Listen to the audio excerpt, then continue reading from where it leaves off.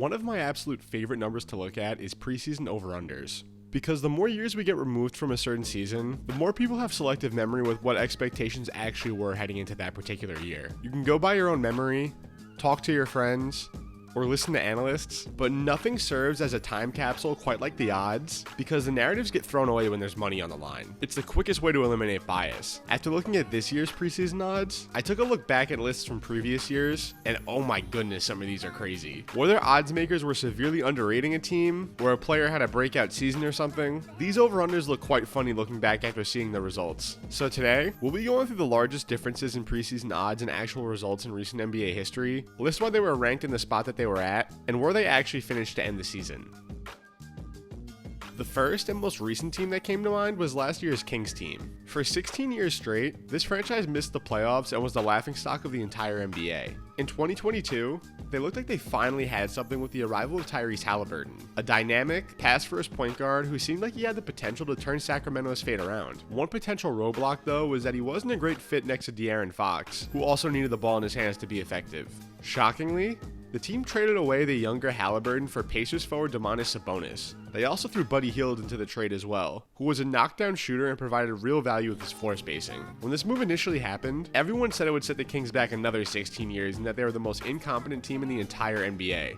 However, it did just the opposite. During their short time together in the back half of the 2022 season, Fox and Sabonis didn't really amount to much, as they were still under 500 in the games they played together. In the offseason, the team hired a new head coach in Mike Brown, and also added Kevin Huerter, Malik Monk, and Keegan Murray via the draft and free agency. It definitely looked like they had a high-power offense, but most experts thought that their defense would be so bad that it would ultimately keep them out of the playoffs yet again. They were half right in their predictions. Sacramento's defense was horrible, as they finished with the 5th worst defensive ranking in the entire league, but their offense, man was their offense legit. De'Aaron Fox thrived as the lone lead ball handler, and was particularly good in crunch time, as he won the first ever Clutch Player of the Year award. Not only that, but he formed an amazing chemistry with Sabonis, as their two-man game around the elbow was pretty much unstoppable. And a big reason that was so effective was because of all the outside shooting that they were surrounded by. So even though the Kings couldn't get a stop to save their lives, they ended up with the best offensive rating in NBA history to compensate, which shockingly led them to the 3rd seed in the West with 48 wins,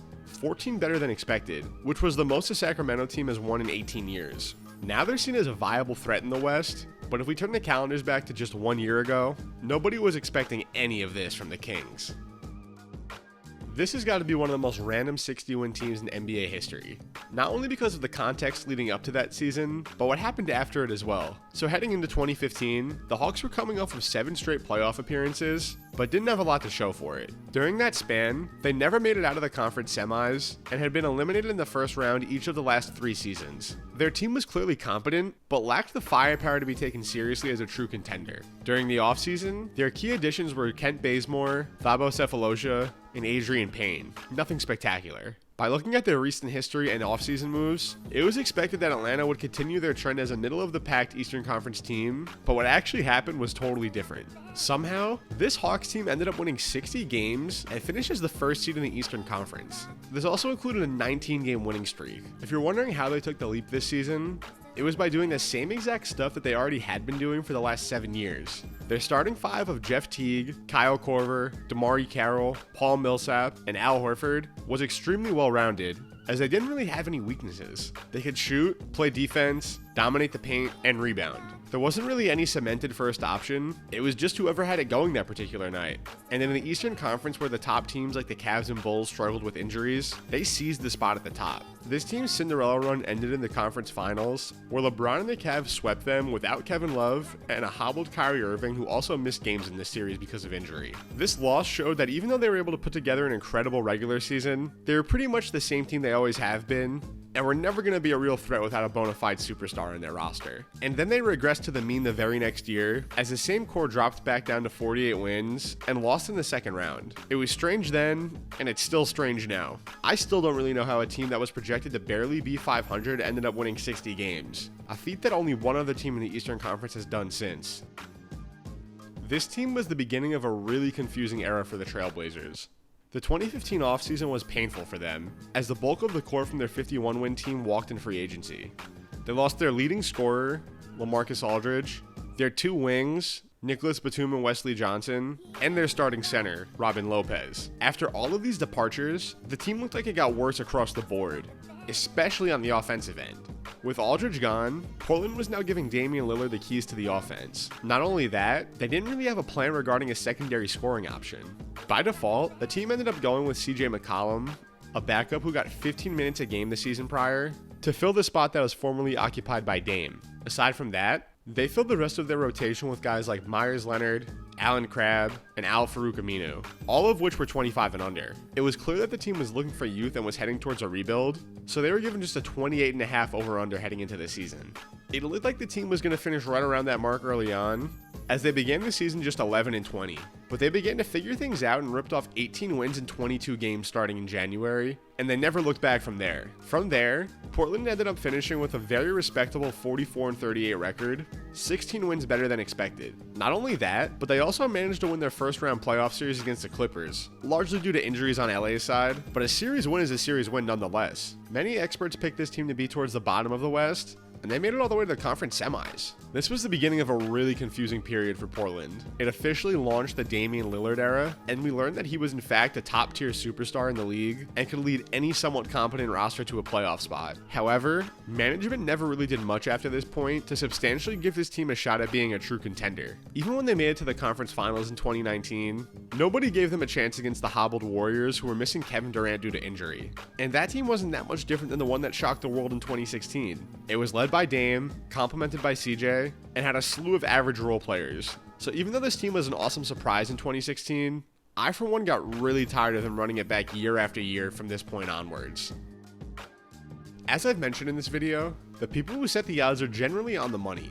Unless something like an injury or a franchise-altering midseason trade happens, teams usually finish in the general range of what they were projected heading into the season. But I can't quite wrap my head around what happened in 2009, as the odds were suspiciously low for some of the top teams in the league. Starting with the Cavaliers, I guess I can see why their odds were so low. They were set at 47.5 wins after winning just 45 games a season prior, and their only notable offseason addition was Mo Williams, so it made sense for odds makers to expect only a marginal improvement. Of course, this was the year LeBron took a major leap as he won his first MVP and led the Cavs to a league-best 66 wins. I know it was hard to predict the major progression and impact from one player, but the Cavs also took the 66-win Celtics to 7 games in the 08 playoffs. Since it was clear they had what it took to compete with the top teams in the league despite their roster limitations, I probably would have expected them to be at or slightly above 50 wins, but 47.5 is somewhat understandable. Moving out west, the Lakers' projection of 54.5 wins was a bit more puzzling to me.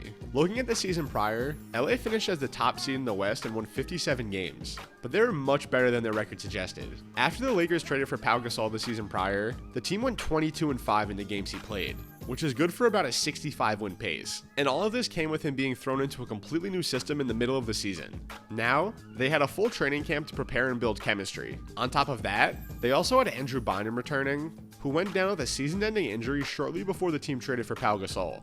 I can maybe understand that odds makers were concerned about whether or not Pau and Bynum could play on the floor together, but back then, having two bigs who weren't three-point shooters was extremely common. The Celtics did it with KG and Perkins, the Cavs did it with Varejao and Ilgauskas. You get the point. So I don't really foresee that as a reason to think this team would regress in wins. Unsurprisingly to most, the team ended up winning 65 games and eventually won the championship. I couldn't figure out a reason why they were projected so few wins, so if any of you watching might know, please let me know in the comments, because I'm all ears. But it gets crazier than the Lakers. After coming off a 66-16 season where they won the championship, the odds makers predicted the Celtics to win it all again, but gave them an over-under of just 53.5 wins. The season prior, they were only projected 49.5 wins, but that was largely because we didn't know whether or not the newly assembled Big Three would be able to gel together. Heading into 09, I really don't know what question marks could have possibly led to them getting such a low mark. Sure, they lost a few bench pieces like Sam Cassell and James Posey, but the team was already incredibly good before they acquired those two pieces in the middle of 08. It definitely isn't enough to expect them to somehow win 13 games less. It was obvious to everyone that they were going to breeze by 53 wins. And it even looked like they had a chance to flirt with breaking the Bulls' record of 72 wins to start the season, as they went 27-2 in their first 29 games. But they eventually slowed down and Kevin Garnett got injured, so they only ended up with 62 wins. I'm not much of a gambler, but if I knew about these odds back in 2009, I would have bet everything 9-year-old me had at the time and gotten very rich, because this was really just free money. And that's all I have for you guys today. Let me know in the comments who's going to be the most surprising team this year, subscribe for more, and I'll see you guys in the next video.